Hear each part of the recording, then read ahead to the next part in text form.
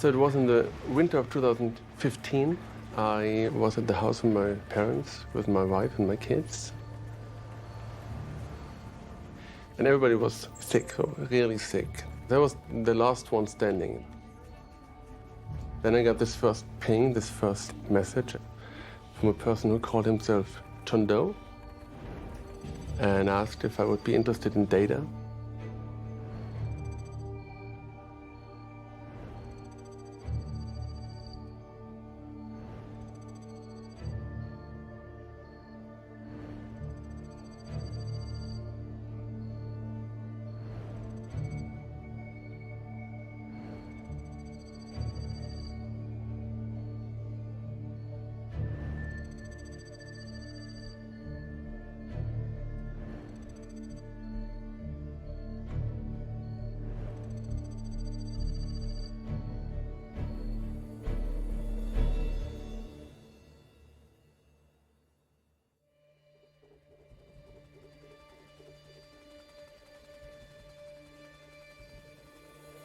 We turn now to the bombshell causing shockwaves around the world, the so-called Panama Papers.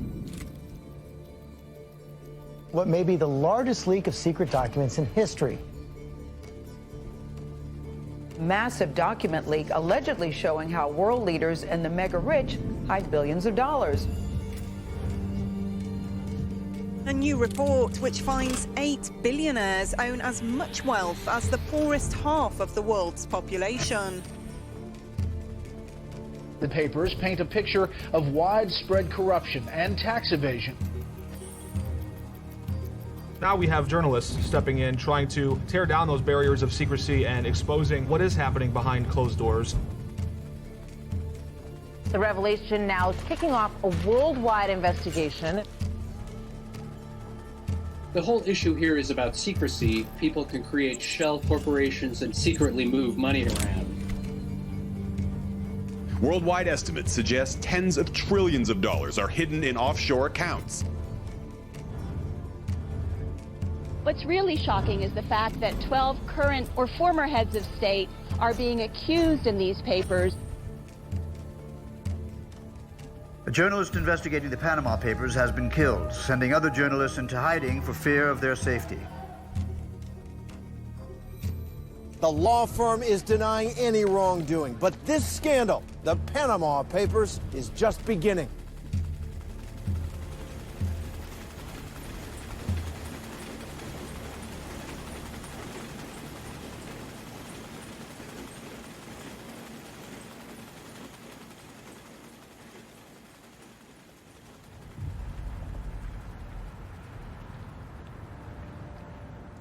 For the record, I do not work for any government or intelligence agency, directly or as a contractor, and I never have. My viewpoint is entirely my own. Income inequality is one of the defining issues of our time. It affects all of us, the world over. Still, questions remain. Why? And why now? The Panama Papers provide a compelling answer to these questions.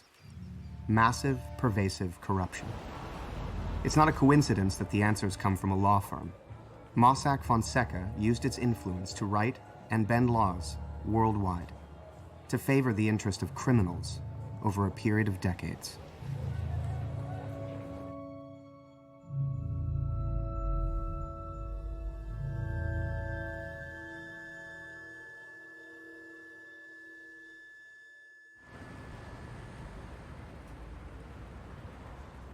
In the first days, it was so fascinating because this window in a world opened where nobody had ever looked in. I always wanted to write. I wanted to become a novelist, but that didn't really work out, so I intended to become a sports writer, and that also didn't work out, and here I am, so. What interested you? What got you into journalism? Well, I think it's more or less the sense for injustice in some way. We founded our own paper in Rosenheim, where I come from, because we had the feeling that all the media there are very much right-wing orientated, and that important stories are not really told. The fact that the data was Mossack Fonseca, which I knew as a black hole. They work with all kinds of criminals. All the information that people who want to keep their secrets put in there are just disappearing from the public. So I knew the company, and I thought, if this guy has access to the innerst of Mossack Fonseca, I'm the guy who wants to have it. Mossack Fonseca, una compañía con vasta experiencia y prestigio, construidos en base a una trayectoria que data desde el año 1977 como firma de abogados a nivel mundial. La capacidad del grupo, su cobertura global y amplia experiencia permitirán brindarle a su compañía un mundo de soluciones a su servicio. Mossack Fonseca is a law firm from Panama, and their business is secrecy. If you have about 1,000 euros, you can buy an offshore company. It's quite easy. And then you can even buy chain directors, which means that all of the business you do, someone else is signing, someone else is doing the business. So no one actually knows that you own stuff, and you can hide all your businesses. There's a world that is only accessible for the powerful and the richest, where they hide their money, where they enable money laundering, corruption, and actually the plundering of whole continents. Since 2015, the richest 1% have been more wealthy than the rest of the world's population combined. Now, Oxfam says the poorest 10% have seen their income increase by less than $3 a year between 1988 and 2011. If we have streets that are in not a good condition, if we do not have enough preschool places or good schools, or if we do have to pay too much money for universities, that is due to the fact that there are so many people out there that are avoiding and evading taxes. That's a problem that is concerning every country all around the world and every one of us.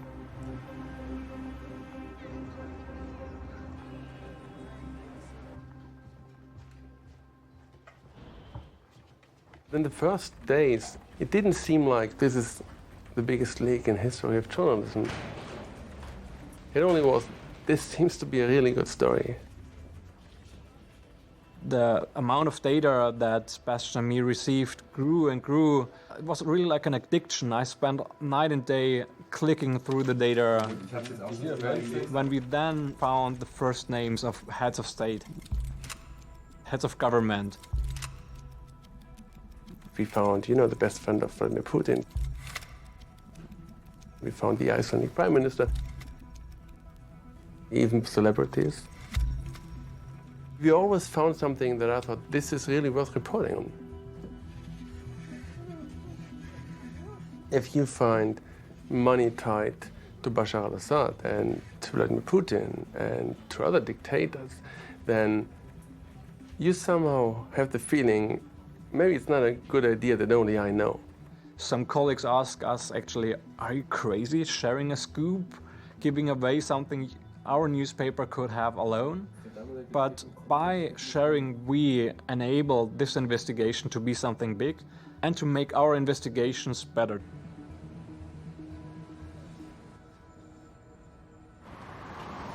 So we reached out to the ICIJ in Washington and shared the data.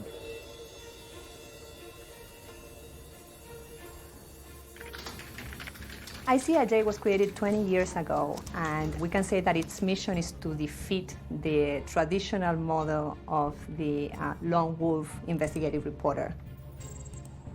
The lone wolf investigative reporter is all for herself, for himself, and so ICIJ was created as a network of investigative reporters in more than 60 countries who collaborate on stories that are too complex and that need to be told from a collective perspective, from a collaborative perspective, that need to be told across borders in collaboration. The general meeting ends at 3:45. I am originally from Argentina. I went into journalism fairly young. At 18, decided to be a journalist. I saw a lot of inequality in my country growing up, a lot of corruption, and I wanted to do something about it, but not from an activist point of view, but from a journalistic point of view.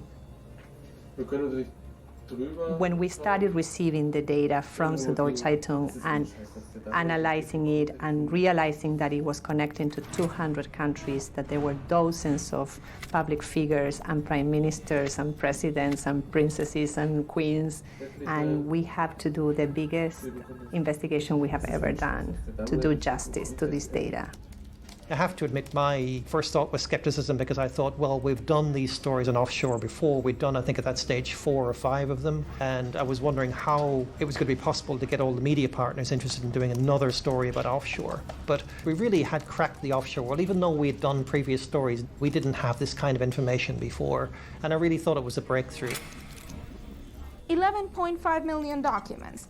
Do you have all these complex kind of documents, some that you're familiarized with, but sometimes you also have databases within them? They were mostly emails, PDFs, and everything else. But because there were so many millions of documents, we had to make it easy for journalists to search through them. Producing data sets, for example, all the clients of Mossack Fonseca, all the intermediaries, clients per country, and so on. Every company has a number and a folder, so it's very easy to navigate actually in the original data. Then we upload it to a platform that we call Blacklight. And this becomes like Google, where you have a search box. So you're actually able to figure out whether some names of people of public interest in your country are present in that data. One big danger here was that someone was feeding us the documents and then would perhaps slip in some false information into the documents. We wanted to make sure that wasn't happening. We had done some work on Mossack Fonseca in the past, so we actually had a set of documents that we could compare the information we were getting from the new source, the John Doe source, with what we had before. So my early stage was to keep questioning everything and to make sure that we were jumping every hurdle. We decided to reconstruct a database of the companies and the shareholders connected to Mossack Fonseca. It's called Linkurious, and you just start typing people's names or companies' names, you will get a circle called a node. And if you click on it, it starts expanding. And then you will be able to see how many companies a person is connected to or who are the shareholders behind a company. We literally took months to make available this information to the journalists, and we were making it available in batches up until the very end. I think the last batch of information of documents was released perhaps a couple of months before publication. We have 1.7 terabyte at the moment. We brought 1.5 to ICRJ yesterday.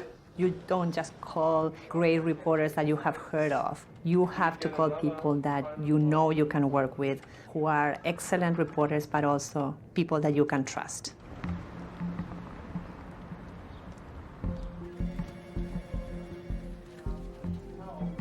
We had been getting to know the team at McClatchy, and they ticked every box. They really wanted to work as a team. Who's surprised that bad guys hide their money? Nobody was saying that was the surprise. The surprise is you pull this veil back and you see this is how they do it. Everything you thought was happening, here's the evidence, it is. I'm a former South America bureau chief for the company, and Mossack Fonseca is a Latin company, Latin clients, and so it was an area that I could help with. I grew up in Ecuador as a child. I grew up a little different than the most Americans because I saw the poverty. I saw kids with no legs begging in front of the soccer stadium on Saturdays, and so this different world exists. But to have it so spelled out clearly where you can start to see these connections, and then the rest of it is kind of the legwork. Okay, they have an offshore account, so what? What do you do from there? What more can you say about that?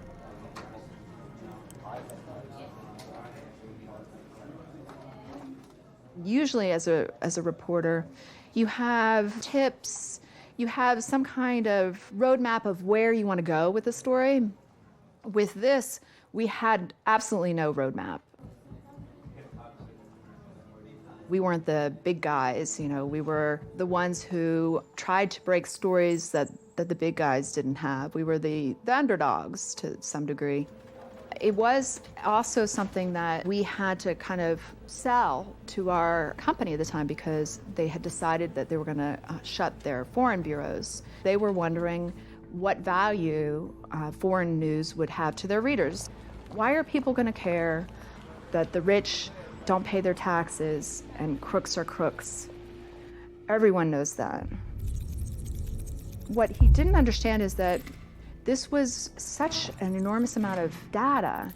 It was revealing a whole world. It wasn't just a story about offshores. It was the goods. We had the goods on how it worked.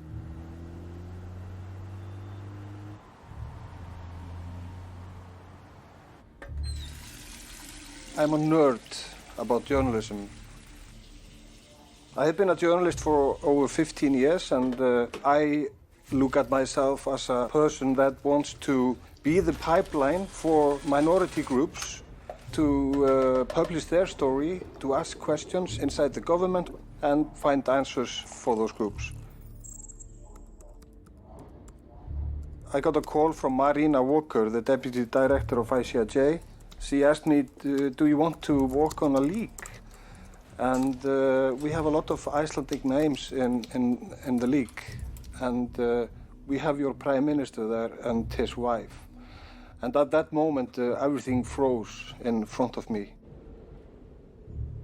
I thought to myself, wow, this is going to be a bomb here in Iceland.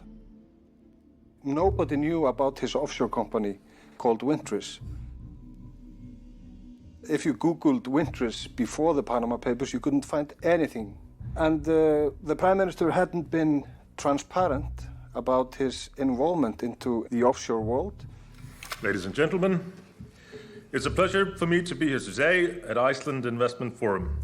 It takes time for any given country to resurface from political turmoil after a large-scale economic crisis. We have already made significant progress, and I'm convinced that the policy this government has put forward is a sound one and that it will bring further benefits. I have to admit that when you hear the Prime Minister is involved, his wife, and other big business people in Iceland, very powerful people, then you start to think about what will happen. Hope to see you and your money in Iceland.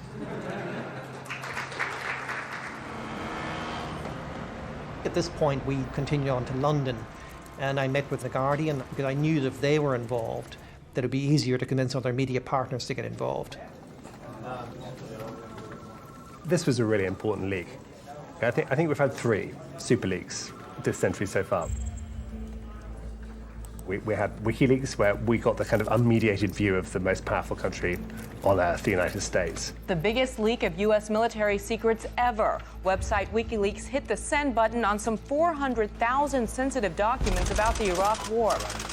Then we had Snowden, who came along, who proved that all of our data is being collected all the time, that we're being surveilled. I, sitting at my desk, certainly had the authorities to wiretap anyone, from you or your accountant to a federal judge to even the president if I had a personal email. He sort of lifted what I would call mass surveillance. And then we had the Panama Papers. We had emails between the law firm and what they called their clients, which typically meant other intermediaries, banks, lawyers, accountants all over the world. We had passport scans, we had kind of incorporation documents, we had a lot of postage stamps from these various exotic locations. Pretty much all of them set up so that no one could kind of peer inside. And suddenly we had a kind of treasure trove of stuff. I've been on the Guardian for about 20 years, 12 years as a foreign correspondent, bouncing around the world, Afghanistan, Iraq, Berlin, and then I was posted to Moscow, where I kind of really plunged into what you might call kind of post-Soviet murk, corruption, espionage, Vladimir Putin, his money, question mark, and so on. You're not just going in going, oh, look, you know, here's the whole story in black and white for me. It's a lot of detective work of painstaking piecing together. You don't just dump stuff.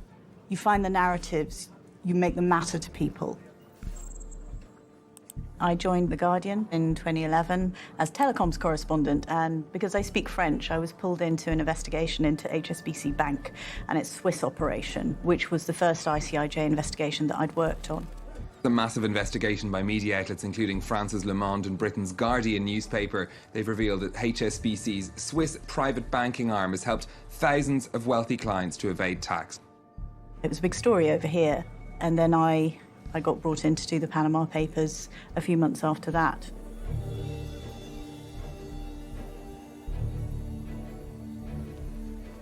I knew that there were companies in Malta that were using Mossack Fonseca to set up companies in Panama for their clients. But what I never imagined was that I would find the name of a cabinet minister in there. There were 3 companies that were set up. The names of Konrad Mizzi and of Konrad Mizzi's wife, Sai Mizzi, and Konrad Mizzi's children appeared in the documentation. There were never any names given for the 3rd company, eGrant. My mother, through different sources, one of whom worked in a bank where documentation related to this 3rd company was kept, worked out that the shares were being held in the name of the Prime Minister's wife, Michelle Muscat. I think that's when we realized that what we were dealing with in Malta was a system of state capture, that every institution of the state has been captured by this gang. They're laundering money, they're laundering campaign funding, and they're going to go to prison for a long time. I was sure of that at the time.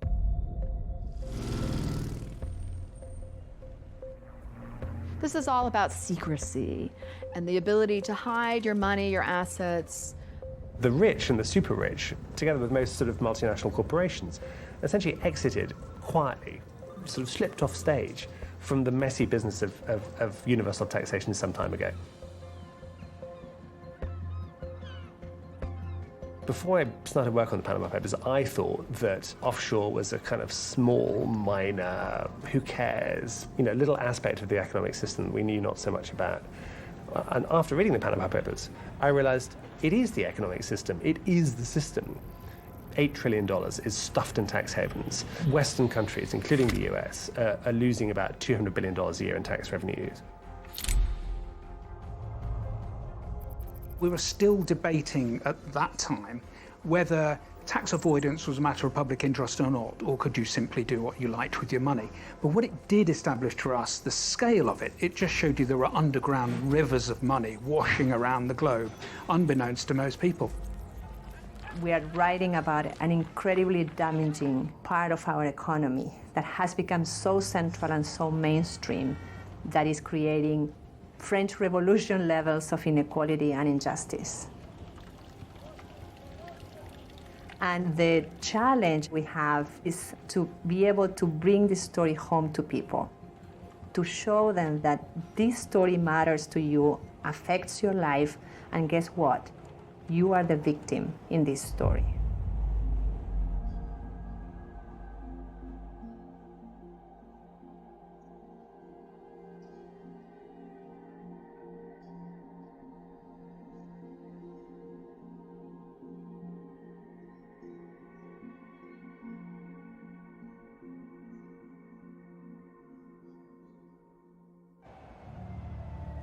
Banks, financial regulators, and tax authorities have failed. Decisions have been made that have spared the wealthy, while focusing instead on reining in middle and low-income citizens. The collective impact of these failures has been a complete erosion of ethical standards, ultimately leading to a novel system we still call capitalism, but which is tantamount to economic slavery. Hopelessly backward and inefficient courts have failed.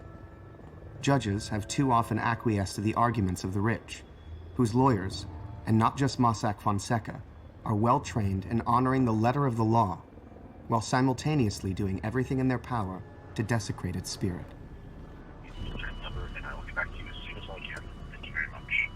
Ben, hey, it's Kevin. Since we have outstanding matters, give me a shout back. Bye. One of the things that is particularly interesting about the Panama Papers is you have all the email traffic, all these different people who appear in these email threads going back and forth on how to handle something. You see their personalities and who the compliance department, who is more serious about really cracking down, and the tension between management and compliance. So at one point, the Geneva office basically says, you know, they found that you've got a Syrian tied to Bashar al-Assad, who's now under sanction and everything at the time of these emails. And the Geneva office says, well, HSBC is still working with them, so I don't see why we shouldn't. You know, so you kind of see what their thinking is. You know, they're willing to work with bad money, they just have to be clean about it. The customer said, I need to do the following in terms of hiding money. Will you do it for me? And Mossack Fonseca, and these are all on the records, would say, sure, we'll give you a Panamanian corporation, a trust bank account somewhere else, and not to worry, nobody will follow the trail.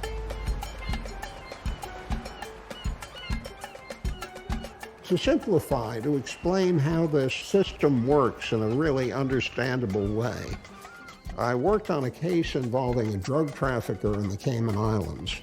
His lawyer in Miami said, go see Joe Blow in the Cayman Islands and he'll set you up. You got everything a man could want. Joe Blow in the Cayman Islands sets up a corporation. The corporation opens a bank account.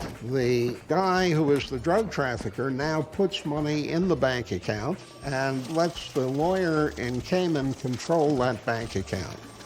There comes a moment 6 months later. You still got the money? Yeah. He wants to move the money to hide the trail, and he calls the lawyer and says, well, we need another bank account in the name of another corporation, and I want to transfer the money from Corporation A to Corporation B, and let's do it so the amounts don't match. And then the moment comes when he says, I want to use the money, and he goes back to the lawyer in Cayman, and he says, we're going to have the bank that has the second transfer lend the money to the guy's brother who owns a massage parlor in Houston. That way, it'll look like a loan, non-taxable. Where did you get it? I borrowed it. The whole thing looks like it's perfectly clean and perfectly okay.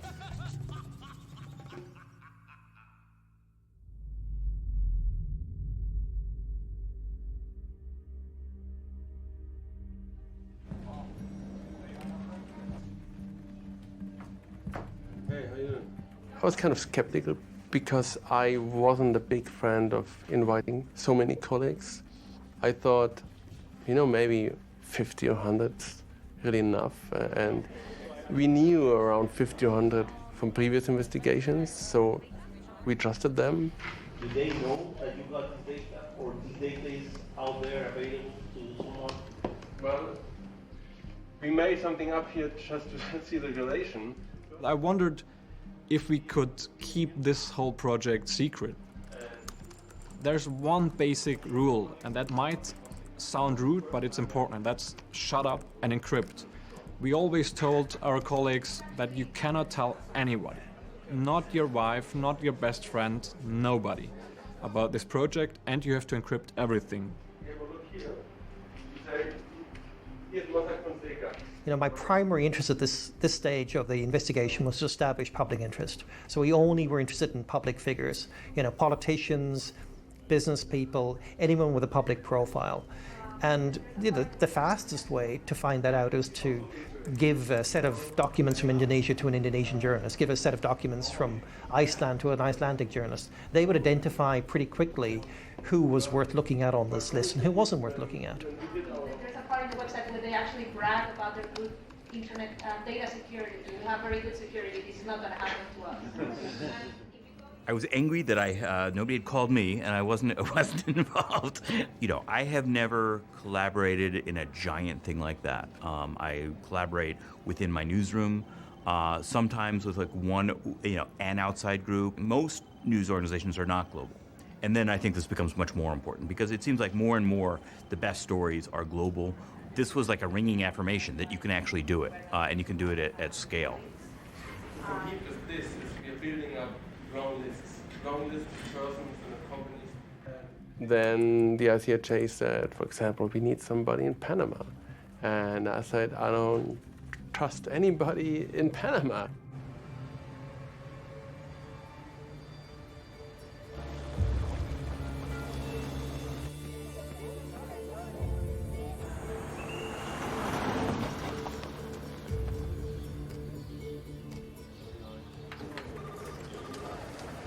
No puedo hacer infografía, no. Lo que hay que sacar como un extracto de cuáles son, o sea, en donde están ellos.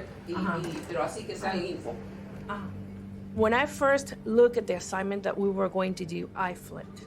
And the first document I saw, it was an invoice. And that's when I said, oh my God, this is huge. Because invoices are probably one of the most private documents within a law firm. And then when I see the names of people I know in the database, I mean, I was really scared because I knew what was coming behind that. And I knew the consequences that this was going to have.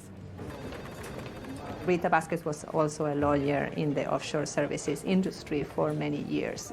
So when we learned that, we were fascinated. We had the opportunity to work with an insider who understands this industry from within.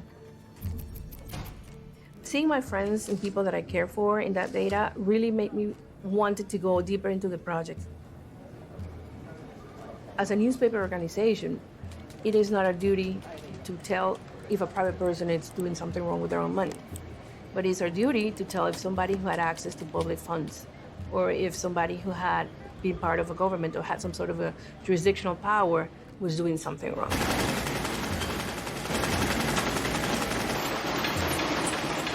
The mandate of La Prensa was to return freedom of expression to the country as an infrastructure for democracy in the midst of dictatorship. Que nunca hemos sido, que no somos, ni nunca seremos, ni Estado asociado, ni colonia o protectorado. But somehow it worked. And in 6 months, we were the newspaper of record of Panama. When we sat at our first editorial meeting after everything was set up, we said, well, how are we going to handle this? Do we go softly increasing our pressure, or do we hit them straight in the face from day one? We decided the second.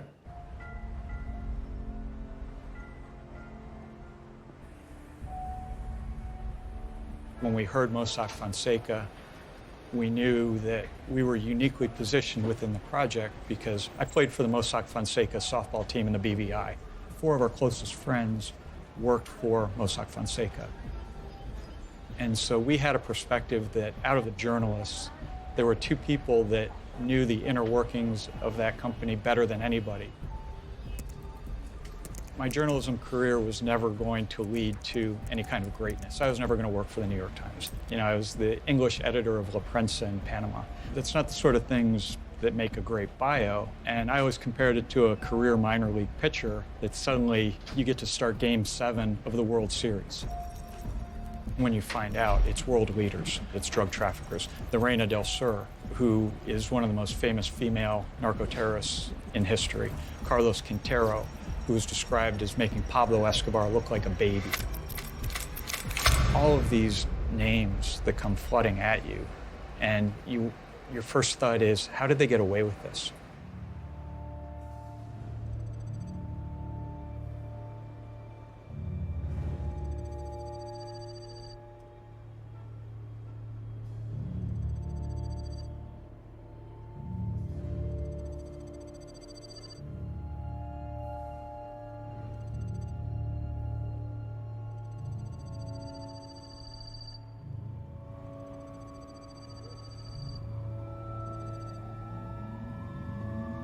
Why did they come to you specifically?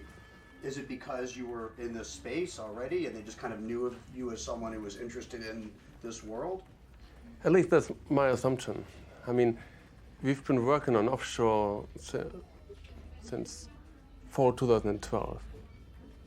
My private explanation, more or less, is that I know that the source had contacted other outlets even before me, and they had not reacted in the way the leaker wished they had.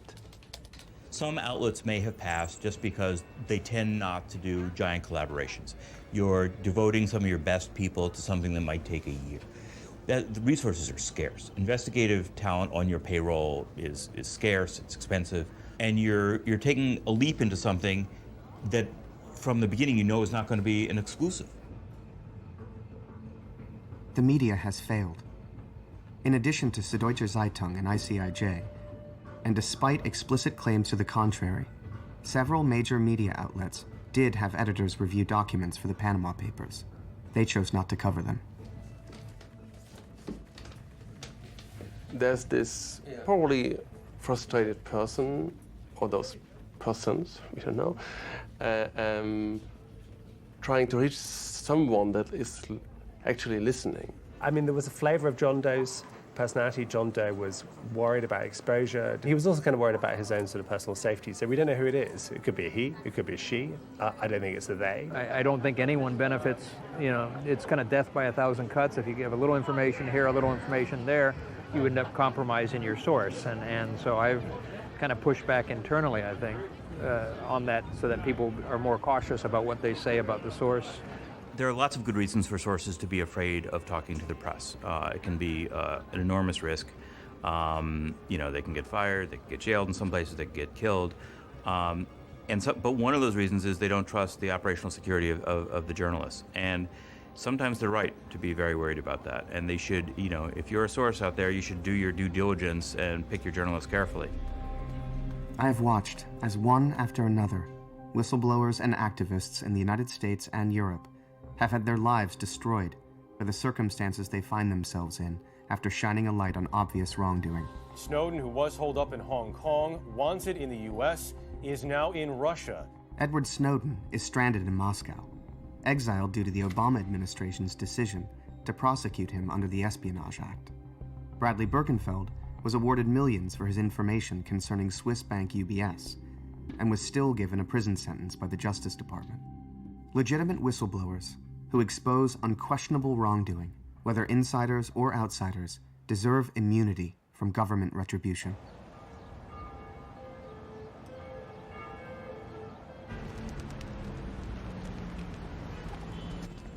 Because of its nature and how global it was, we all realized that we need to get together in person. So Munich was the perfect place, of course, because we needed to go to the home of Süddeutsche Zeitung. That itself had to stay secret, so you couldn't say, I'm in Munich for X. People naturally asked, well, you know, what are you doing there? Oh, a work meeting, or you had to come up with something that didn't sound anything like what you were doing there.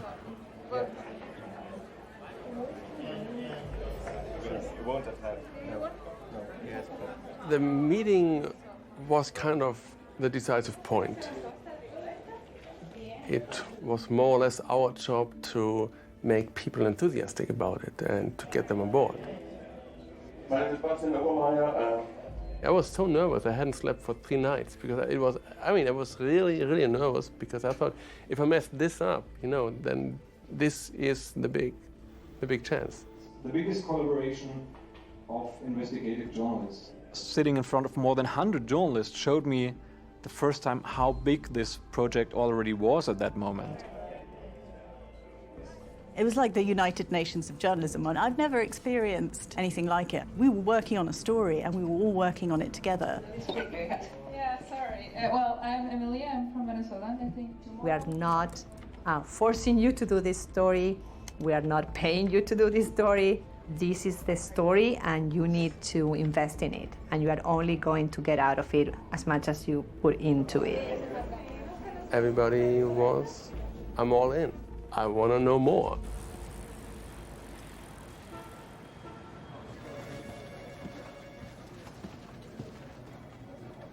It's a time right now in newsrooms of great uncertainty. You know, what will be the fate of newspapers, which used to be the watchdogs of the media?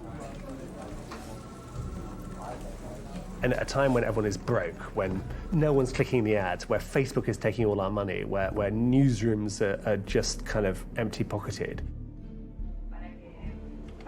We really had to convince these media organizations and these journalists to work together. And we often got responses like, why do we need you? Or why do we need one another? We can do it on our own. And perhaps 10, 15 years ago, it was pre-media crisis, and a lot of newspapers were feeling pretty strong still, and they still had foreign correspondents and thought that they could do it on their own. But as the crisis in the media took place, and stories became more complex as technology evolved, it became obvious that we needed to join forces. And they learned through the process how much more impactful and powerful their reporting can become when we work as a collective. We immediately realized the impact of having more people from different countries inside the investigation, because we had more findings. Generally, I would say we found the anonymous international rich. We found Spanish royals, we found a German chicken farmer, we found a French dentist, we found people who would use fake names when dealing with their lawyers. So instead of saying, hello, here is Ivan, they would say, hi, it's Harry Potter. And there was correspondence, dear Harry, your $25,000 has arrived in the Bahamas. I mean, it was just like the most weird fishing expedition. I mean, there were fish you would expect, and there were some very ugly small fish you didn't expect. Whenever I went into the data, I found something new. I found scandals in Africa and Latin America. Messi now, everyone on the edge of their seats. Messi going for goal! He's a man on a mission! Lionel Messi, his family fortune is in the Panama Papers and is now in the courts. No one in their right mind in Latin America thought that FIFA wasn't corrupt. Here we go, Seth. It was not a surprise to find the FIFA officials. That was kind of one of the people thought was going to be in there. Kids are under contract at 13 or 14. Whether or not they've ever become a pro has very little to do with their talent level and more to do with which lawyer is screwing what agent in a business deal. And Lionel Messi, there's no evidence that he himself had any hand in any of this, but the people who handle him and the whole contracts and everything, they did. And we will restore the image of FIFA and the respect of FIFA. And everyone in the world will applaud us, and will applaud all of you for what we'll do in FIFA in the future.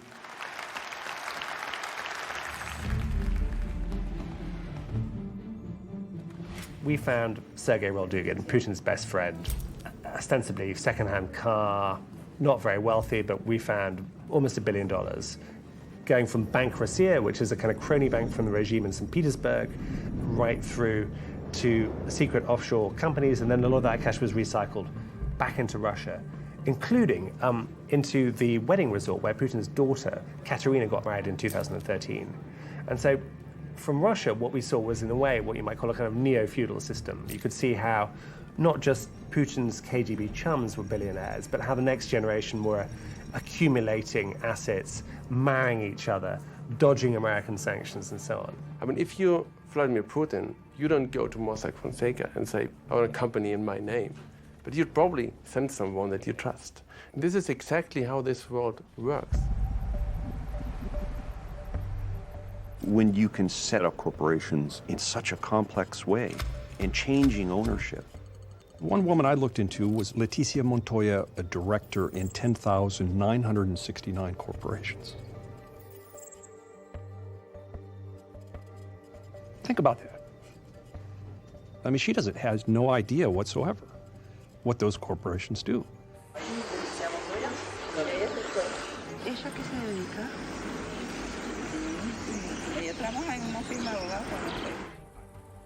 It's just a job, and she's a secretary. Those who went through her house could have seen that she has no money. She lives in a fisherman community, not in the city. I mean, it's not like she made any money out of this. This has gone on country after country after country. The amounts that are being pulled out are really at the expense of average people who simply can't get services from their government because the money's been flat stolen. I spoke at a conference of the Inter-American Bar Association in Cochabamba, Bolivia. And I tried to say, lawyers' job is to keep people honest, and you shouldn't be helping them evade the law or break the law. My audience began to laugh at me. I blew up. Why do you think you don't have clean water? Why do you think people are so poor? It's because you, as a group of professionals, are teaching people how not to be participants in your society. The fundamental question that I ask is, well, who makes money off this? Who makes money off this industry? And obviously, Mossack Fonseca made a lot of money. And obviously, their clients who avoid taxes, they make a lot of money. But banks also make a lot of money. Financial institutions, Wall Street. You can't have a major business if you don't have banks complicit with your business. The banks are certainly a key cog in this whole mechanism set up to create distance between the real owners of the money and the corporations that nominally have control over it. But banks donate a lot to politicians. And, you know, there you go. The banks and the accounting firms and the law firms, they are basically spending all of their resources in trying to damage national treasuries, in creating an illusion of an economic system that works only for the 1%. And they are working to deepen that gap between the 1% and the rest of the world.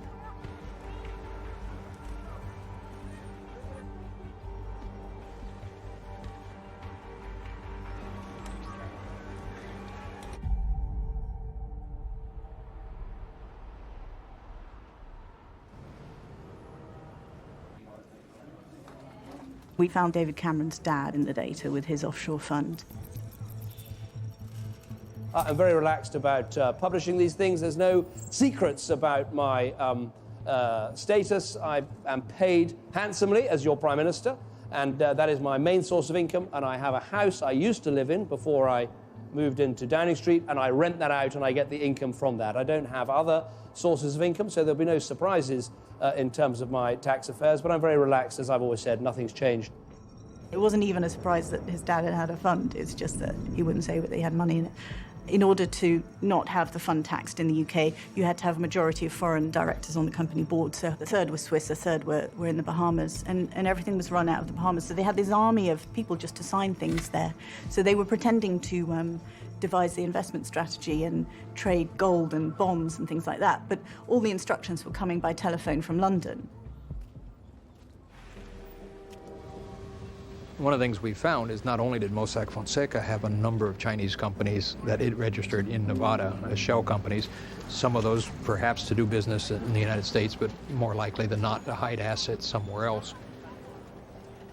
Brazil was one of the hottest things, and having been a correspondent there myself, I was very interested in it and working with the Brazilian team.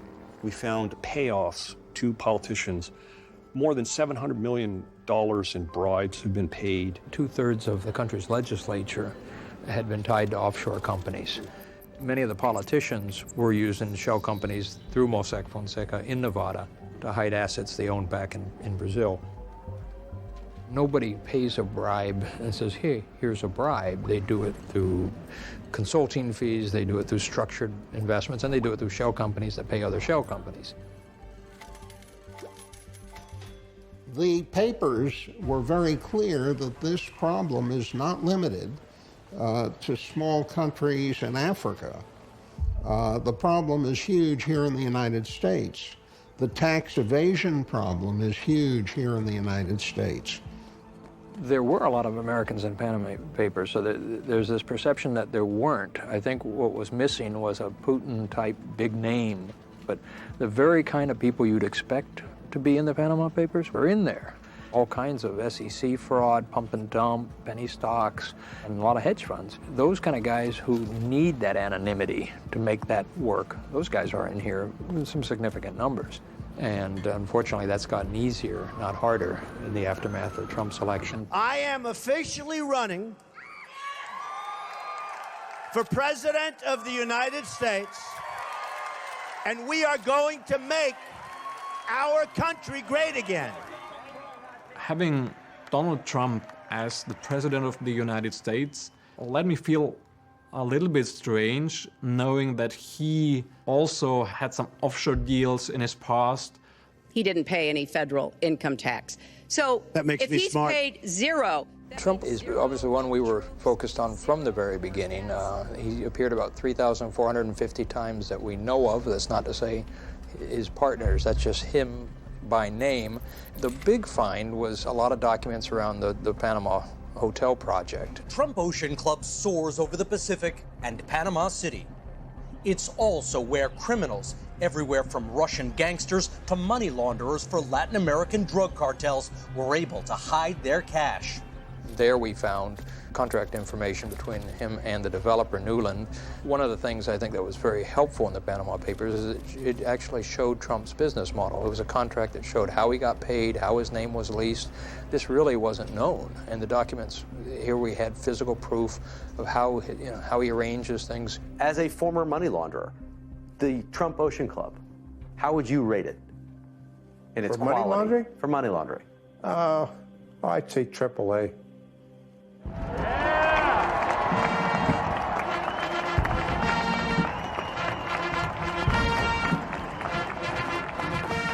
You get control of the country, you move your family into all of the important jobs in the country, and then you use that as an opportunity to enrich yourself. The man they credit with Donald Trump's victory, the president-elect's own son-in-law, Jared Kushner. What's now going on is exactly that. And what I think is also going on is that our president has cozied up to any number of these kleptocrats because he wants Americans to think it's the new normal. He's a central figure in the investigations into Donald Trump's inner circle and possible ties to Russia. It was Manafort, Paul Manafort. Paul Manafort. Long before he was President Trump's campaign chairman, Paul Manafort was paid millions by a Russian billionaire with close ties to Vladimir Putin. That is the closest we've been able to get to Manafort. Manafort seems to have been paid through companies in Belize. I've spent a lot of time looking at these shell companies. Donald Trump's friends, people of his cabinets, advisors, have been active in the offshore business. Mr. Mnuchin, you ran a hedge fund for a few years starting in 2004, and I've been trying to get my arms around the Mnuchin web of bank accounts and shell companies. They were in the Cayman Islands, in Anguilla. How many employees did you have in Anguilla? We didn't have any employees in Anguilla. How many customers did you have there? We didn't have any customers that resided in Anguilla. Did you have an office there? We did not have an office ourselves there. So you just had a post office box?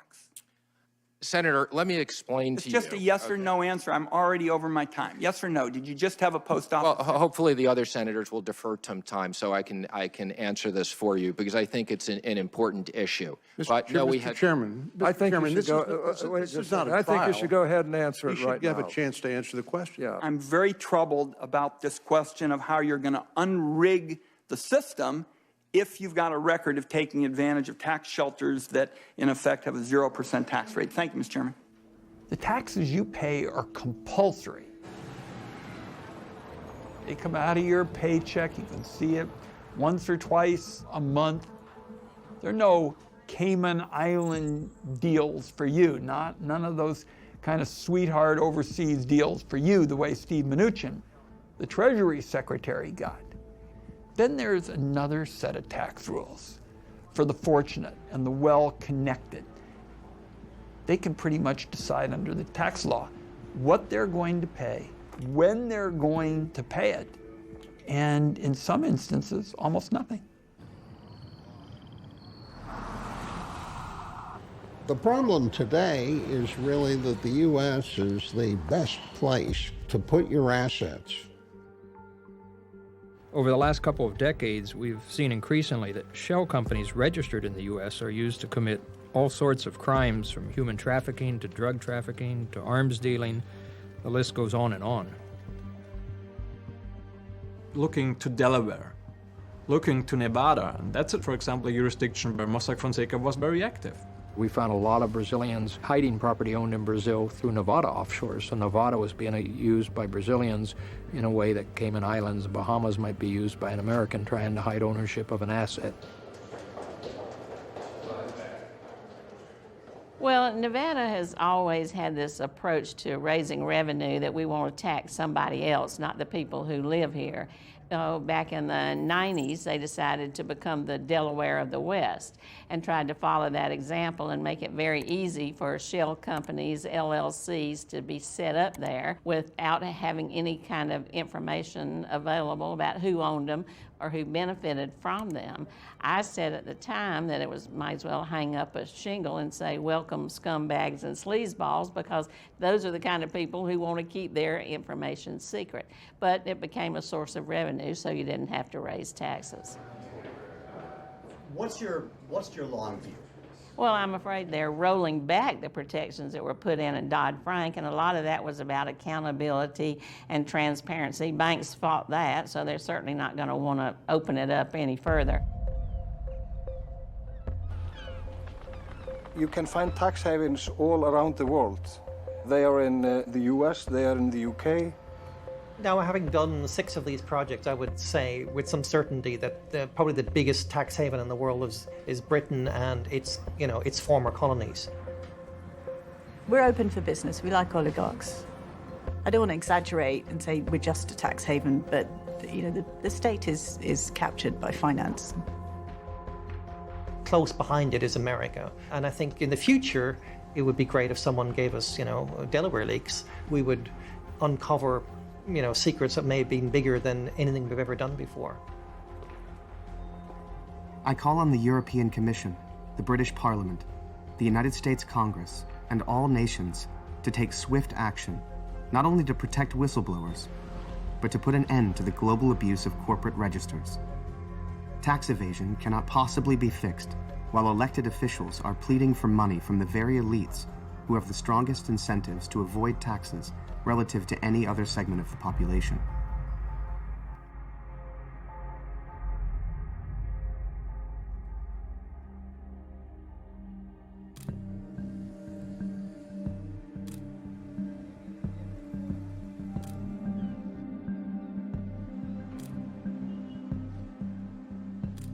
I was actually concerned every day about the security of this whole project, because let's face the facts, journalists like to speak about their work.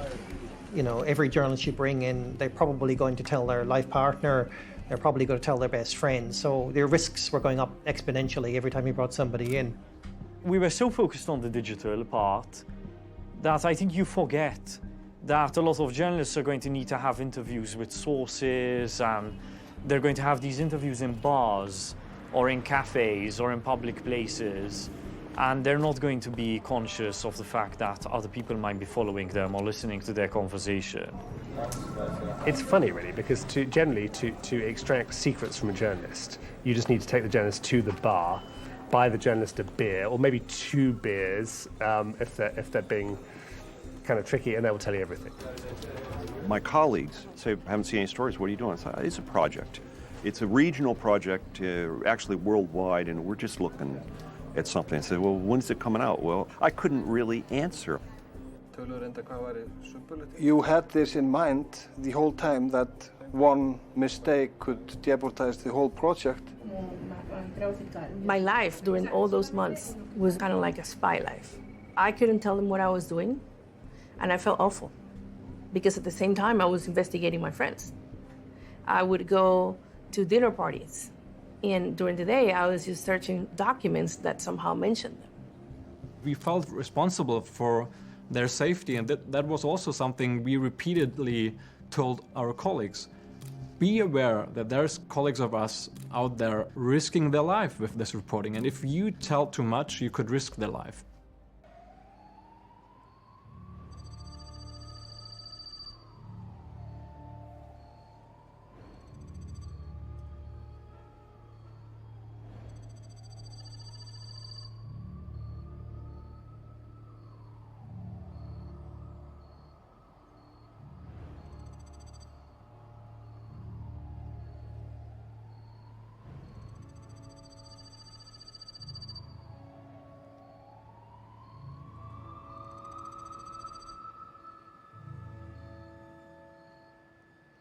In the last weeks before our publication date, we had to do everything to protect our source. So we stopped all communications.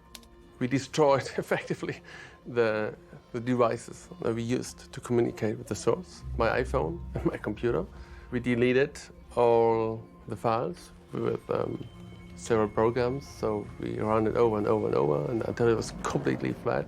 But then again, we weren't really sure, if you really can trust this. So I more or less took a hammer and started smashing the things. We didn't want to throw it away because we were so paranoid back then that we thought if someone finds it, maybe he can do something with it. The most dangerous moment in the investigation and the most tense moment when we start reaching out to people for comment. If we have had a year to look at your bank information and your company information, we are not going to surprise you. You don't approach people and say, listen, dear team of Mossack Fonseca, you lost all your data. The camera crews for the broadcasters involved in the project descended on the offices of Mossack Fonseca in Panama City and demanded to talk to someone, get a statement. Pero usted me acaba de decir que no nos van a atender. Yo quiero saber quién le dijo que no nos va a atender. ¿Qué persona? ¿No sabe? We sent them an email. We saw documents that seemed to indicate that you have many troubles with your due diligence and the way you choose your customers. Then it follows a long list of questions, very detailed, very much into the cases. So they said, we're not involved in illegal dealings. We have never contact with the customers directly. We only work with intermediaries, which are lies. I feared, wow, now everything might blow up. Now it will be hundreds of lawyers trying to stop our reporting. Hundreds of people all around the world get knowledge about our investigation, and that's people like drug lords, criminals. And of course we feared that something may happen.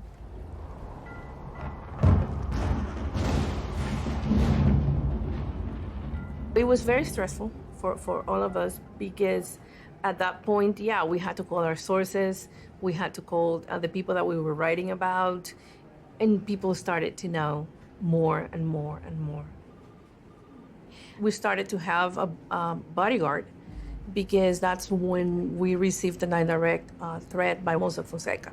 So they came and said, we know you have a journalist who's helping the international media, and she's being paid for, and she is trying to diminish the reputation of her firm and the country, and she's going to have to, suffer the consequences.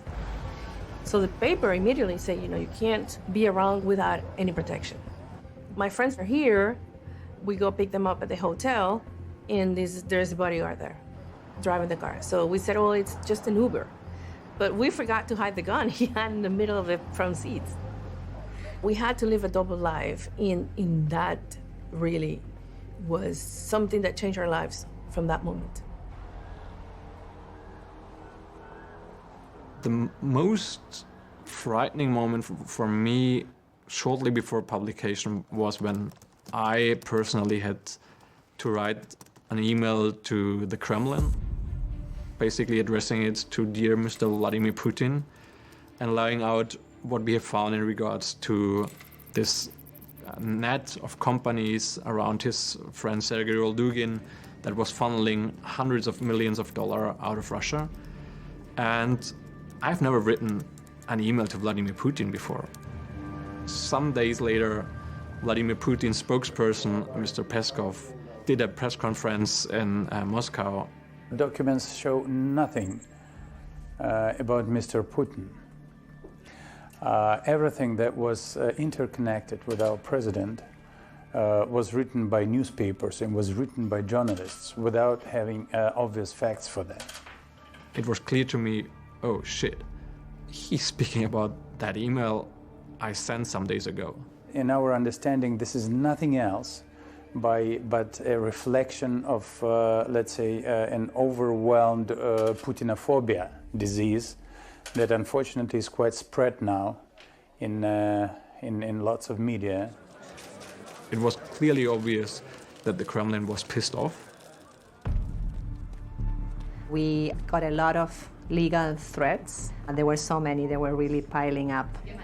Everyone that we contacted recruited the best lawyers to threaten ICIJ, to try to get us to show them documents, to try to get us to not publish the story. Drug trafficking, income inequality, poverty. You look at those problems in the world, and a lot of the keys to addressing those problems are in the Panama Papers. Even though you feel like you may wake up one day and have somebody in your bedroom pointing a gun at you, you feel like you have to keep going on this because it's too important. So coming from Iceland, I knew that if I would start asking questions about the offshore company of the Prime Minister early, then all the alarm bells would ring inside the government and inside the institutions here in Iceland. So we had to find a way to get the reactions from the Prime Minister on camera.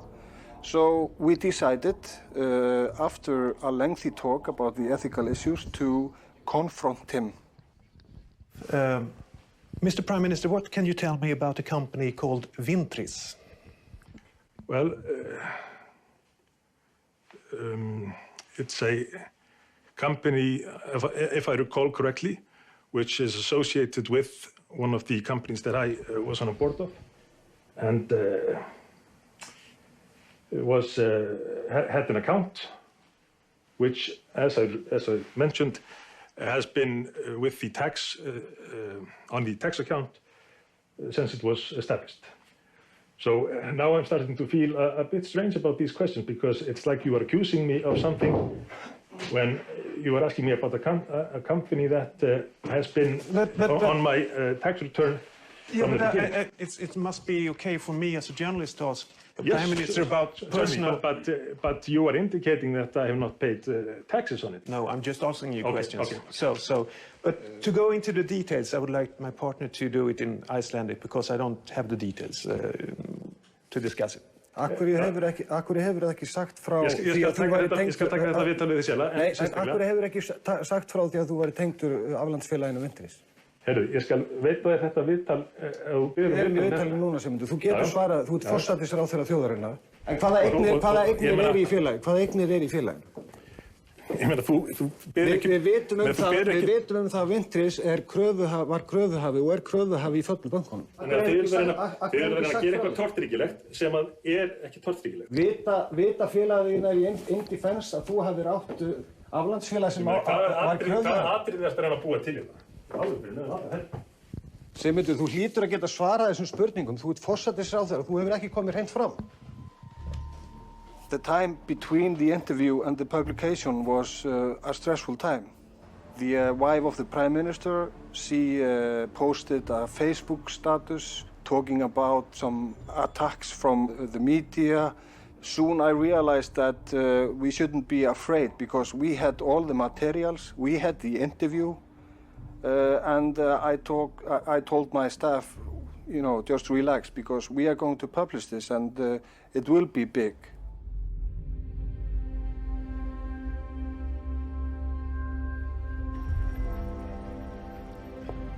We were utterly convinced that night that we were going to light the blue touch paper. Despite nobody going beforehand, there was still an air of expectancy. People knew a big story was coming. What was weird was about 10 minutes before we were due to press send, Edward Snowden tweeted out a link to the English language website of Süddeutsche Zeitung. The people who follow him then were alerted to this, and that's a pretty wide universe. Gerard Rowell, the director of the ICIJ, is hammering the phones, getting everyone to just hold their nerve. I thought it was very important that we all hold the line, that what was happening with press conference from the Kremlin and what was happening in Iceland at the time, where parts of the story were getting out through Facebook, through the Icelandic Prime Minister's wife, like there was a lot of nervousness, and I really thought that all of these events, all of these small things happening, even though You know, we were being talked about a week beforehand. No one really knew the bigger story. You know, I remember describing it a bit like a general standing at the top of the hill, holding back the troops, you know, waiting as the opposing army approaches, you know, hold, go, charge. When that day hits, things happen very quickly. The so-called Panama Papers now exposing the secret financial dealings of politicians and celebrities. Many of the world's most powerful politicians, wealthy business owners, and popular celebrities are now desperately trying to distance themselves from the fallout and consequences of the Panama Papers.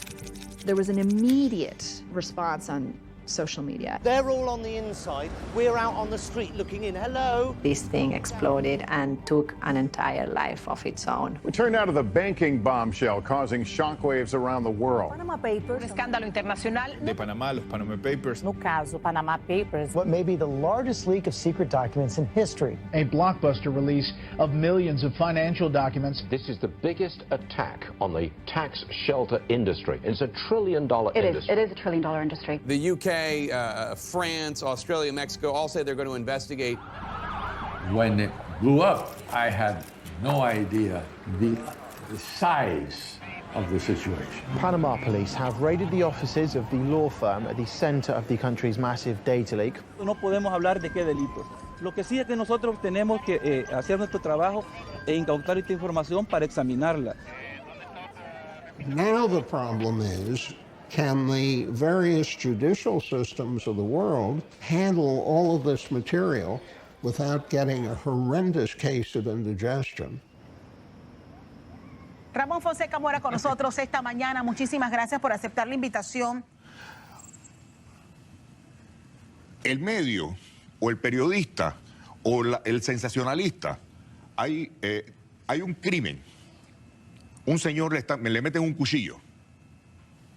El periodista, en vez de investigar al señor del cuchillo, va a la fábrica del cuchillo y decir, a buscar el culpable. We have always dealt with professional clients all over the world, only. After the publication, the example they gave, we're like a knife factory. You know, we sell the knives. If people kill other people with knives, it is not our fault. The problem is they always knew who had the knives and what were they going to do with the knives.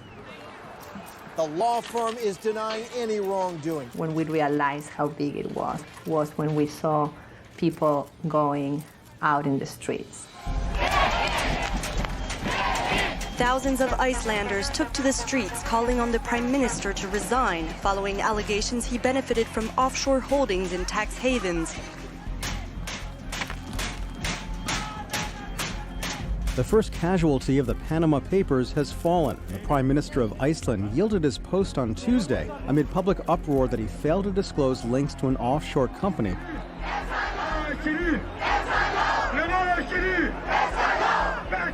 Prime Minister Nawaz Sharif. He may be thrown out of office over allegations that his family owns several illegal offshore businesses.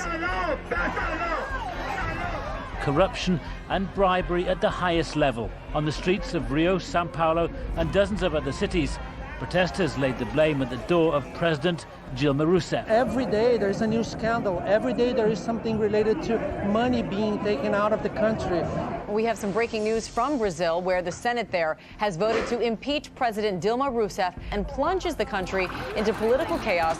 Look at Brazil. That's probably the country where the Panama Papers has had the most impact.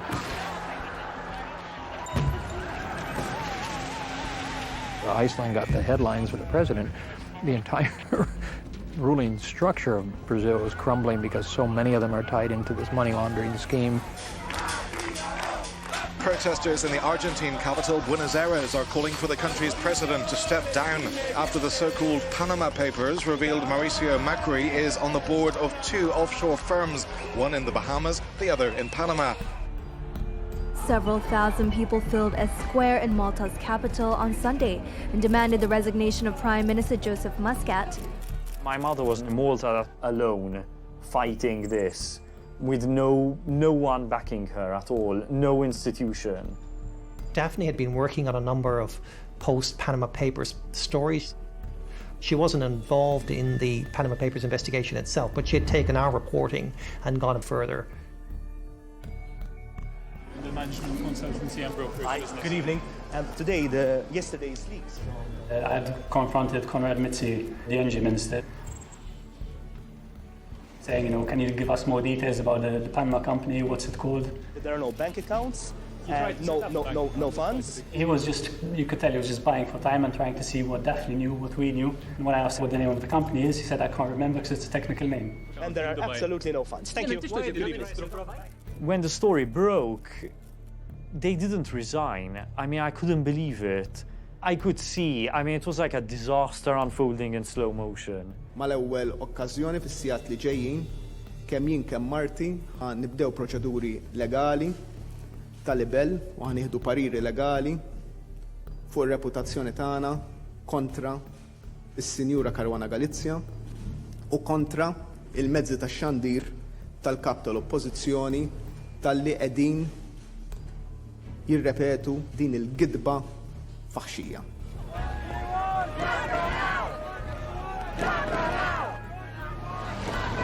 British Prime Minister David Cameron faces backlash to implications in the recently leaked Panama Papers. And that's when things in the UK just went really crazy. There was turmoil in this country. David Cameron had the worst week. The Prime Minister. Thank you, Mr. Speaker. Thank you, Mr. Speaker. With permission, I would like to make a statement on the Panama Papers. Dealing with my own circumstances first, yesterday I published all the information in my tax returns, not just for the last year, but for the last 6 years. I've also given additional information about money inherited and given to me by my family, so people can see the sources of income that I have. This is an entirely standard practice, and it is not to avoid tax. May I thank the Prime Minister for the advanced sight of his statement. It is absolutely a masterclass in the art of distraction. He refused to say whether he'd had any money in his father's offshore fund.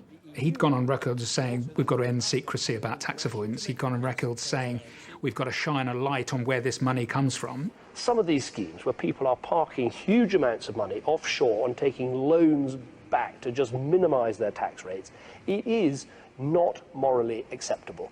So he then had to come out, and this was the 4th or 5th explanation over the period of 3 days, saying, well, in actual fact, I did benefit from the shares. Samantha and I had a joint account, and we owned 5,000 units in Blairmore Investment Trust, which we sold in January 2010. That was worth something like £30,000. Was there a profit on it?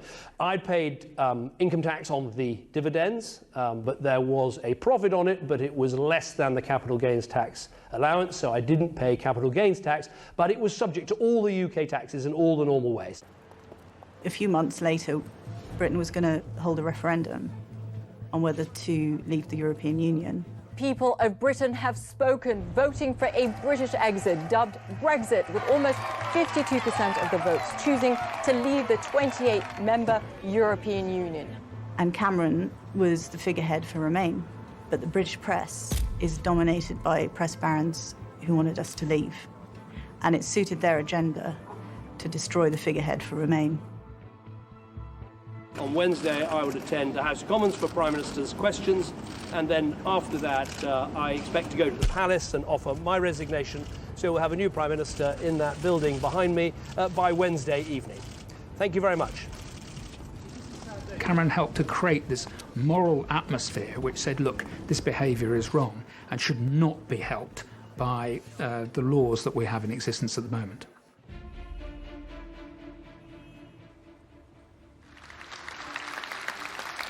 The documents show allies to Russian President Vladimir Putin secretly shuffled as much as $2 billion through banks and shadow companies. Day one, of course, was Vladimir Putin and the $2 billion worth of money that led back to him, which was a remarkable story. It's been one of international journalism's holy grails, really, that story.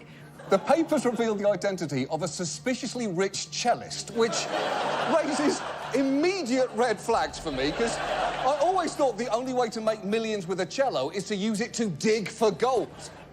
Информация достоверная. У Сергея Павловича уже ничего нет, потому что он на приобретение этих инструментов истратил больше денег, чем у него было. И остался должен даже тем структурам, тем фондам, через которые он это покупал.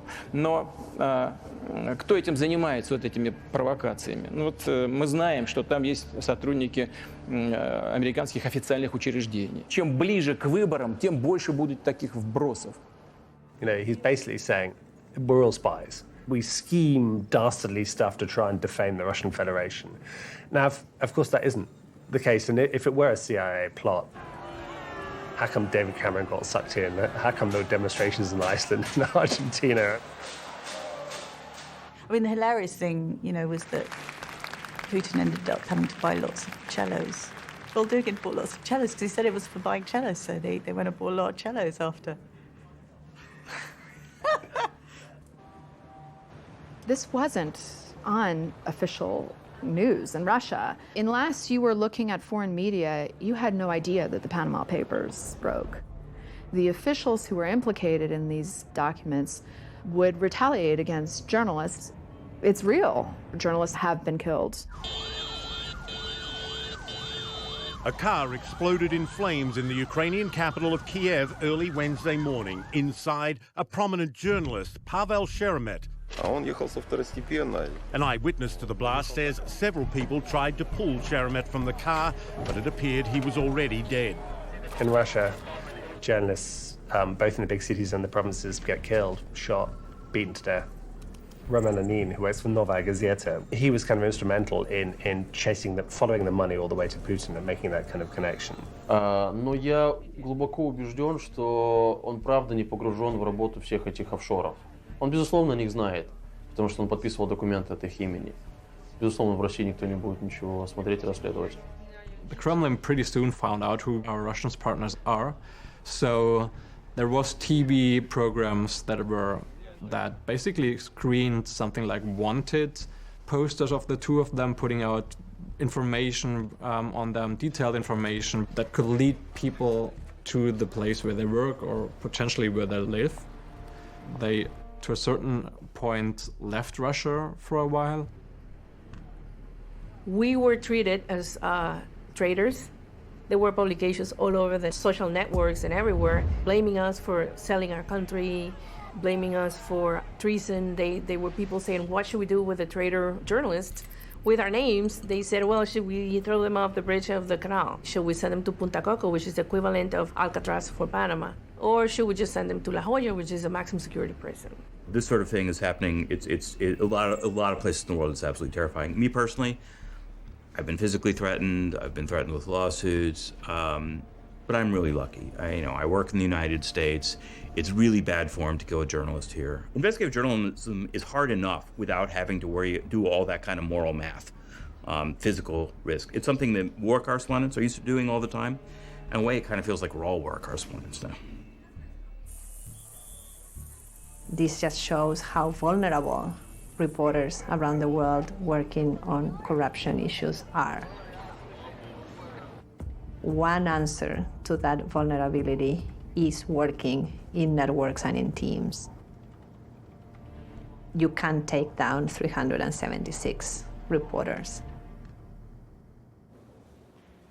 For the Panama Papers, reporting that explored the hidden infrastructure and global scale of offshore tax havens, the Pulitzer Prize in explanatory reporting goes to the International Consortium of Investigative Journalists, McClatchy, and the Miami Herald. Just the idea that we were able to finish the Panama Papers despite all of the doubts and publish it along with all of these other reporters all across the world.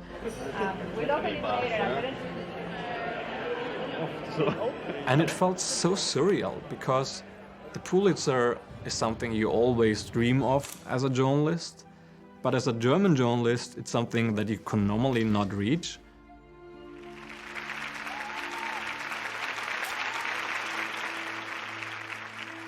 It's nice to show that journalists can actually work together, and I think that's something that we always thought would never happen. Journalists are selfish, we don't share stories, we don't share sources.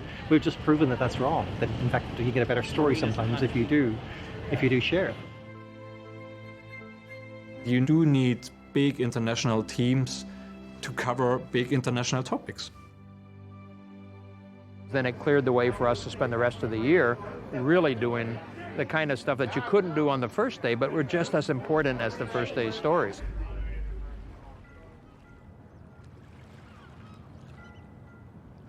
I thought that this would be the time when we can refocus and go into the stories we hadn't yet the time to finish. But then we heard this terrible news from Malta where Daphne Galizia was killed in a car bombing.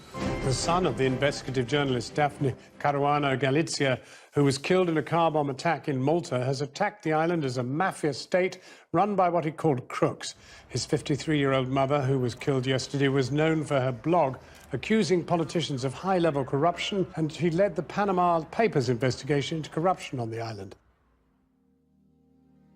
We couldn't have been more shocked when we found out that Daphne, you know, Matthew's mother, had been blown up. I mean, it just seems so senseless and crazy. The message was, look, we can do this and we can get away with it. There's no deterrent. We can strike whoever we want, whenever we want, and get away with it.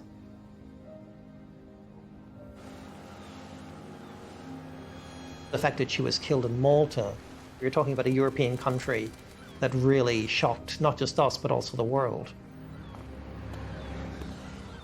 You know, what happened to Daphne, we never thought anything could happen in Malta. Daphne was, you know, very much a fearless investigator, you know, a lone voice in a sense. She was very frustrated with the mainstream media. And, you know, people just gravitated towards her blog naturally. Daphne was fierce, and she was a blogger, so she had a lot more freedom than newspaper journalists in terms of expressing her opinion, and she used it. My article went up at 7 o'clock in the evening, and 2.5 hours later, by 9:30, the police were already at my gate with a warrant for my arrest issued by a magistrate within 2.5 hours. The police cannot understand why I will not abide by the law and sit at home quietly and not write anything about politics. She was one addressing things many politicians did not want to hear. She wrote about corruption at the highest levels of government. I mean, I always get, like, you know, the usual people, don't worry, the truth will come to light, good always wins, there will be justice. My mother always thought that was bullshit. She wasn't just outspoken, she was effective. And I think that's why she's been killed.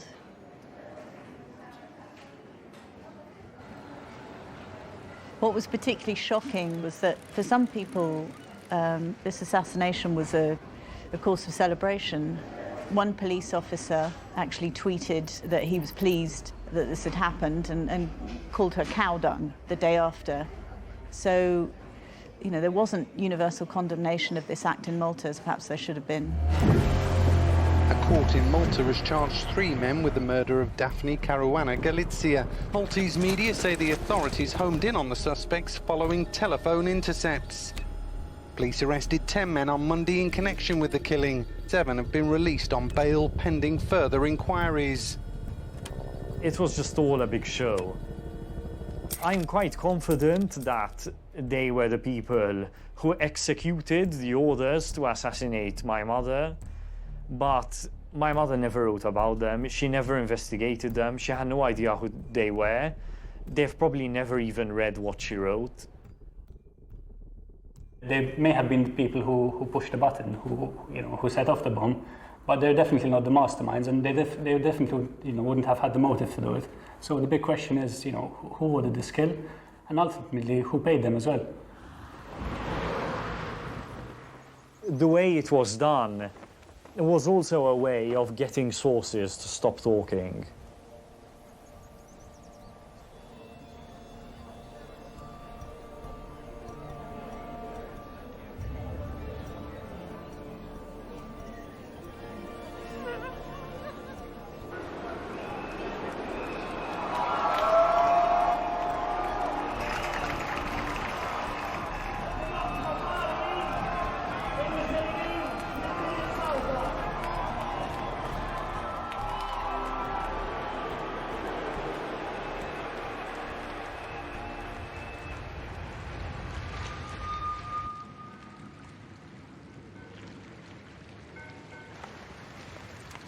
The two founders of Panamanian law firm Mossack Fonseca were arrested after both were indicted on charges of money laundering.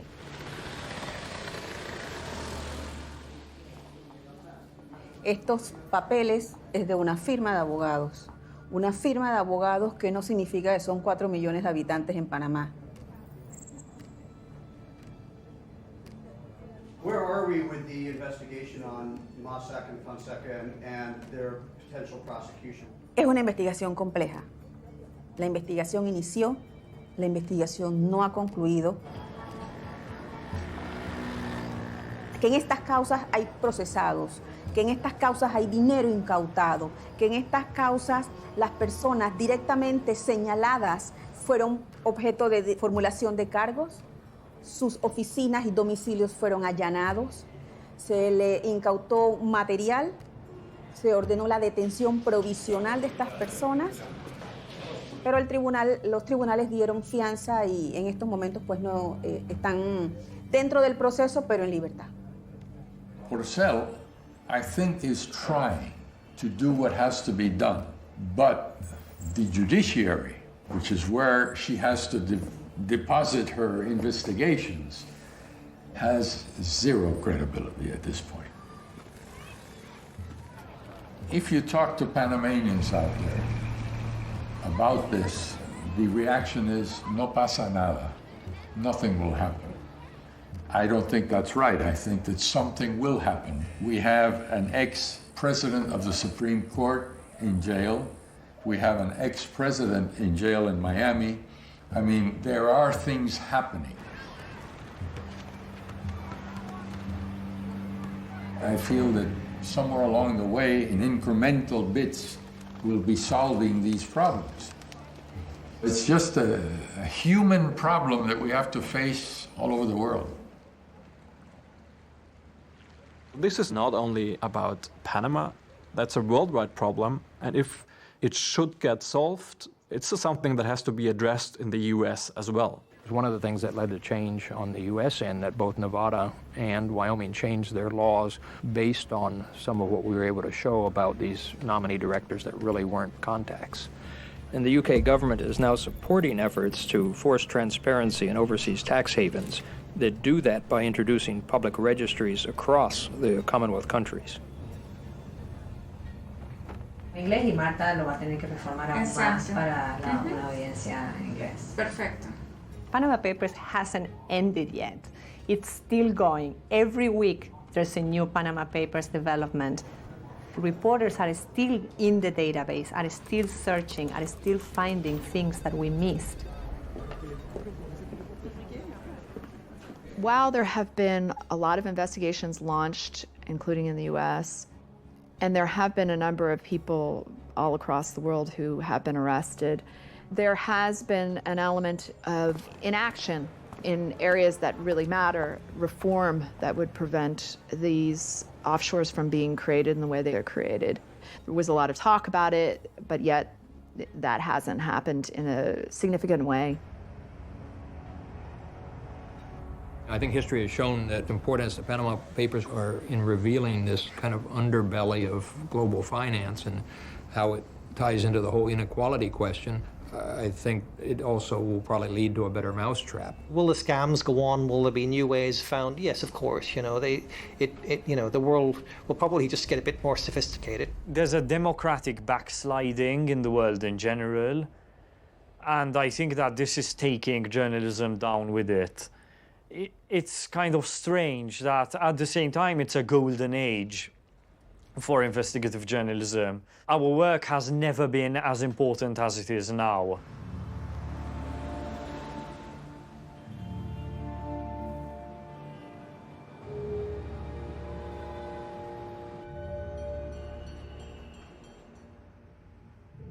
The horrific magnitude of detriment to the world should shock us all awake. But when it takes a whistleblower to sound the alarm, it is cause for even greater concern. It signals that democracy's checks and balances have all failed, that the breakdown is systemic, and that severe instability could be just around the corner. So now is the time for real action.